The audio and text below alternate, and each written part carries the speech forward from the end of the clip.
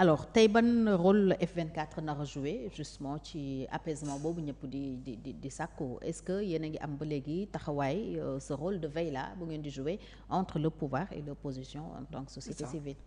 Mais on a un rôle de vigie citoyenne en fait. Donc moi je suis très content bu ma xoolee que le F24 dans son combat bu mu mené sur nos 13 candidats on est pratiquement d'abord le président de la République est issu de chez nous, on est présent dans l'hémicycle. La tendance c'est on a le PASTEF avec presque 11 candidats qui sont avec le PASTEF. On a Thierno Alassane Sall, même s'il n'est pas dedans, mais qui est député. Donc c'est une très bonne chose. Donc ça veut dire le F24 a joué son rôle en fait pour l'essentiel. Donc aujourd'hui, on doit être là comme vigie citoyenne, à rappeler au pouvoir direction ñun bu ñu proposé woon. Le sursaut citoyen doit rappeler le pacte à chaque fois et même être des personnes qui vont participer à la mise en œuvre. Parce que la grande différence qu'on a avec Macky Sall, c'est qu'aujourd'hui, Diomaye a signé le papier comme quoi on va être artisans avec eux. Ñun du ñu toog rek cette politique ñu liggéey. C'est-à-dire il faut que ñu rassembler ñu liggéey ensemble. Donc je pense que inclusive. Voilà, on est plus dans un rôle de vigie, de proposition. Le F24 a fait tout dernièrement, loolu moo tax j'avais pas pu venir dans ton invitation. On a fait une formation d'une dizaine de jeunes sur les métiers du solaire. On a pris une dizaine de jeunes pour expérimenter et c'est le F24 qui l'a financé. Le F24 a financé ça dans le cadre d'une action citoyenne. Dans nos locaux, on a pris des jeunes, on les a formés en une semaine.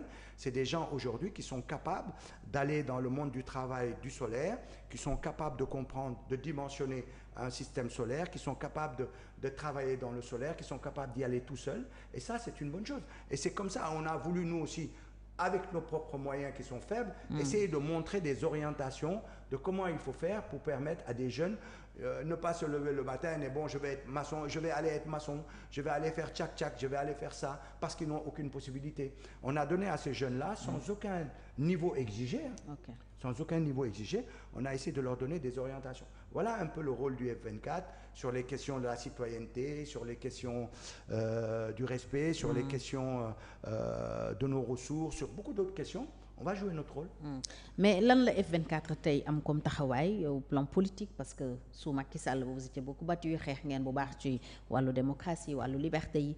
Est-ce que depuis ñuy nekk fi gis ngeen ci gouvernance bi lu jar ngeen activer waat seen ay réseau? Non, le F24 n'est pas dans la coalition Diomaye. Le F24 n'est pas dans le gouvernement.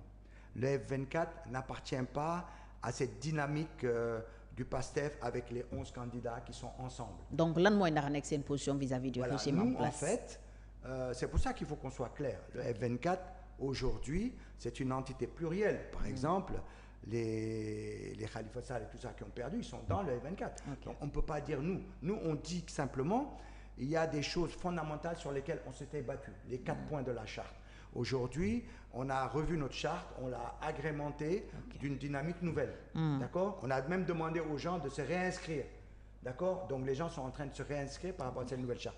Et donc c'est toujours par rapport à une position de vigie citoyenne, d'emmener les gens à comprendre leur rôle et de dire que vous êtes là, n'allez pas dormir parce que on a élu des gens à qui vous faites comme non, il faut regarder ce qu'ils font, il faut les surveiller, il faut faire des propositions, ne serait-ce que par exemple à une question aussi simple, est-ce que l'Assemblée nationale bi ñu am, la manière dont on élit nos députés est bonne? Non. Est-ce qu'on aura une rupture avec... Il faut revoir ça. Est-ce qu'aujourd'hui, on ne doit pas aller vers des assemblées citoyennes? L'assemblée citoyenne, moi, quand tu as vu qu'il y a eu des candidats du privé qui se sont mis sur une liste, c'est parce qu'ils ne se voient pas dans l'Assemblée nationale. Ils pensent que les députés ne peuvent pas voter des lois pour faire avancer le privé. Donc ça veut dire que ce privé-là, il faut voir retrouver où à l'intérieur. Donc comment? Par le principe des assemblées citoyennes. Moi, quand on va voter des lois qui vont aller dans le sens économique, de libération de notre économie, de comment faire, il faut les inviter dans la discussion sur ces lois. Il faut les inviter. Et donc, les députés qui doivent travailler sur ces questions, cette commission doit les inviter. Vous les invitez à travailler les lois.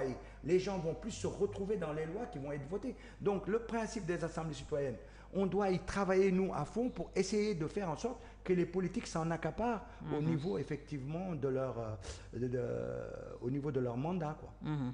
alors tey avec ce paysage politique renouvelé am nañu ère politique bu bees lan mooy les défis économiques yi ñu war a njëkk a relever parce que particularité wu contexte bi mooy situation économique bu metti Ousmane Sonko le premier ministre imputé ko régime Macky Sall wax fi lu bëree bëri lu mu ne def nañu ko même si ñëpp a ngi xaar Cour des comptes confirmé ko mais am nañu certainement ay défis yoo xam ne jàpp ngeen ne moom la ñu war a njëkk a relever au plan économique pour soulager un peu les populations. Quels sont ces défis selon vous?